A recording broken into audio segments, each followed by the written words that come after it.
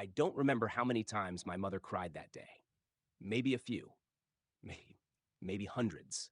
I'm not even sure if I turned back to look at her one last time as the nurse wheeled her through that heavy metal door beneath the white sign that read, Golden Care Senior Home.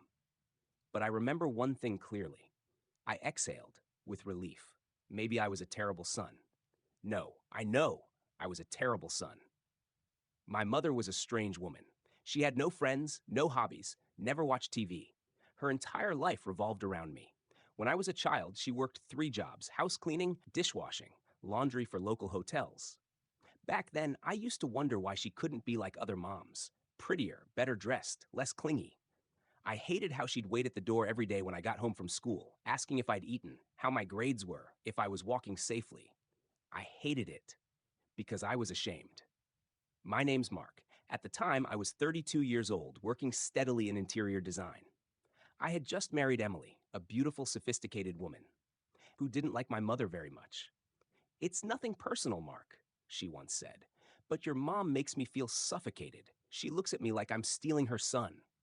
I laughed when she said that, but deep down, I knew Emily was right. My mom was clingy, as if I were the only thread tying her to life. Everything started unraveling when Emily and I began planning to have a baby. One night, Mom slipped in the kitchen. I took her to the hospital, and the doctor suggested she needed professional care. She was starting to show signs of early dementia. In the car, Emily turned to me and said quietly, Mark, I don't think your mom can live with us anymore. I didn't respond, but part of me agreed. 2 weeks later, I brought my mother to Golden Care. She didn't cry in front of me, but her eyes, I'll never forget her eyes. It was like I had just unplugged her from life support. I told myself I'd visit her regularly. But life got busy: kids, work, stress. In 5 years, I visited my mother a total of 6 times. She never once complained, not even once. She just smiled and said, My son is busy. I understand. Then came that day, a call at 4 a.m. A nurse from the facility. We're sorry, Mr. Thomas. Your mother passed away in her sleep. We did everything we could. She went quickly. Please come in to sign some documents and collect her belongings. I didn't cry. I wasn't shocked. I was just empty. Emily said, Maybe it's better this way. She's not suffering anymore. I nodded. Maybe it was.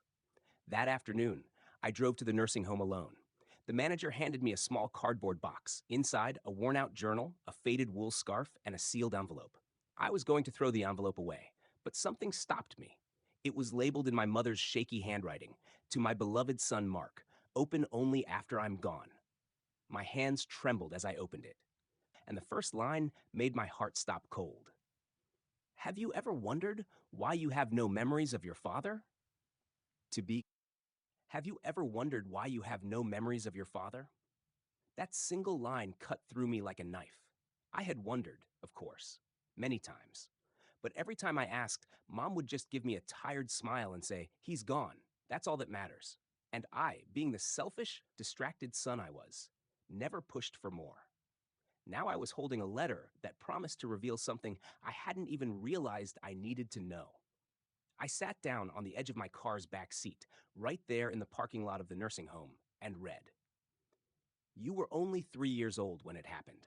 That's why you don't remember. And maybe it's better that way. But if you're reading this, it means I'm no longer there to protect you from the truth. Your father didn't die. He left.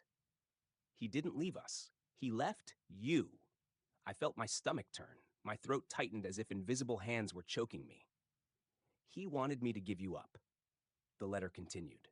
He said you were a mistake, said he wasn't ready to be a father, that he never wanted children. When I refused, he became violent. He hit me, screamed at me, said horrible things I'll never forget. And then one day, he simply packed a bag and walked out the door, like you meant nothing. My hands were shaking now.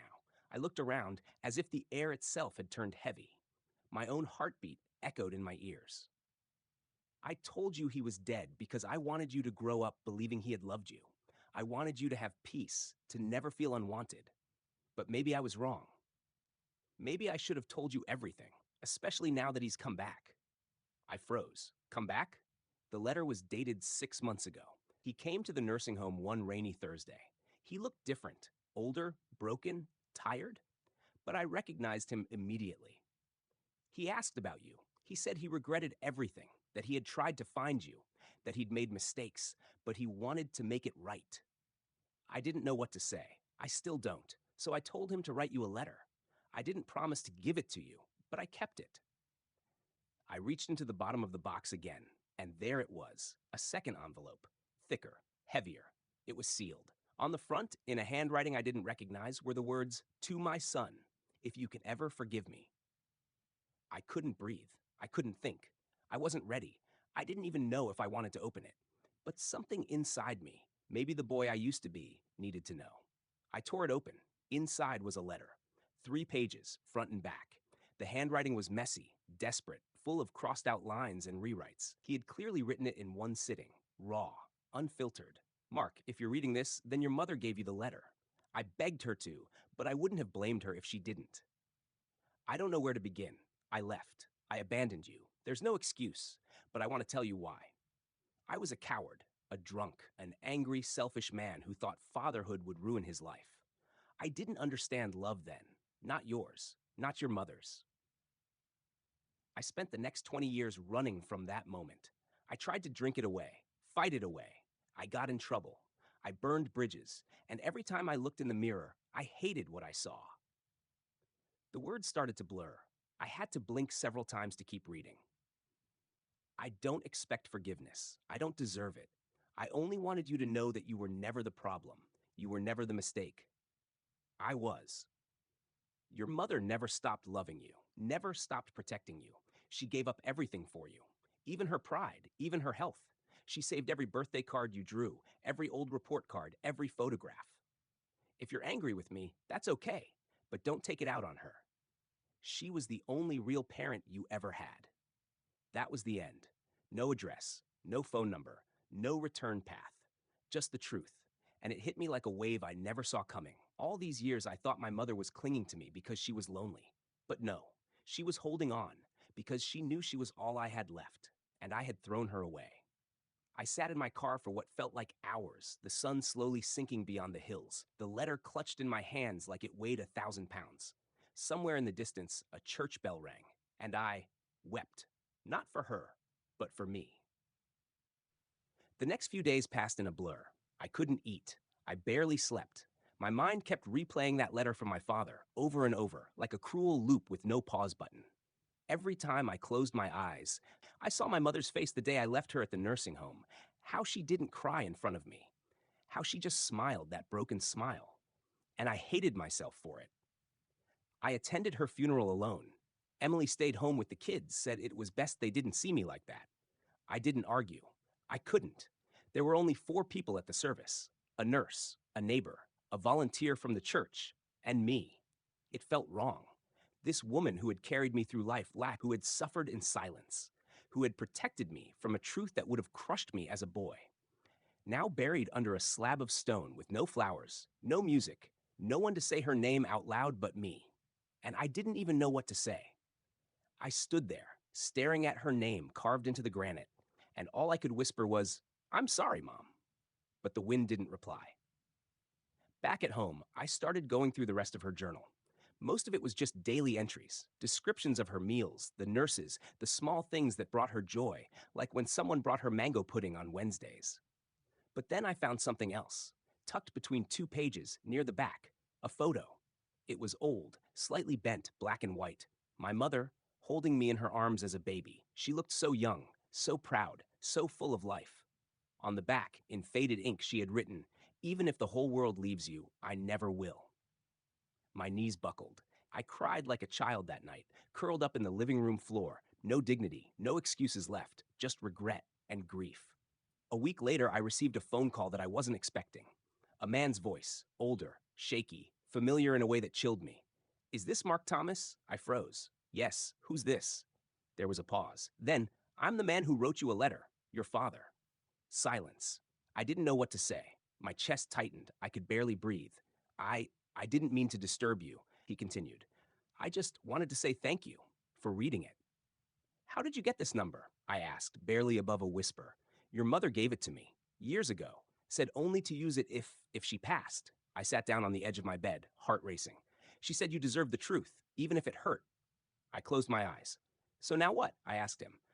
You want to meet? Try to fix things? Another pause. Then something I didn't expect. No, he said. I just wanted to say goodbye. Goodbye? I have cancer, Mark. Late stage. Not much time left. I didn't call for forgiveness. I wouldn't dare ask for it. I just wanted to tell you that I've followed your life from a distance. Your career, your marriage, your kids. You knew about them? He chuckled softly. I never stopped checking. Your mother sent me photos sometimes. I wasn't completely shut out. I was just kept away. And I deserved that. I didn't know what to feel. Anger? Pity? Relief? But there was something else. Something quieter. Peace. Thank you for telling me, I said. And for the first time in my life, I meant it. Before he hung up, he added, She loved you more than life itself, Mark. Don't ever forget that. Then the line went dead. That weekend, I drove 2 hours out of town with my son, Dylan. He's 8 years old, bright, curious, sensitive like I was. We visited a flower shop, bought my mother's favorite, white lilies, and together we placed them on her grave. I told Dylan everything. Not all the dark parts, not yet, but enough about his grandmother, her strength, her love, the sacrifices she made. He looked at her headstone and said, She sounds like a superhero. I smiled, tears stinging my eyes. She was. And just like that, something in me shifted. The anger melted. The guilt remained. Yes, but it no longer controlled me. Because I realized the most important lesson my mother ever taught me. Love doesn't scream. It doesn't demand. It doesn't chase. It stays, quietly, steadily. Even when you don't deserve it, even when you throw it away, it stays. And in the end, it saves you. If you enjoy heartfelt and meaningful stories, don't forget to like and subscribe to the channel so you won't miss any exciting videos. Thank you.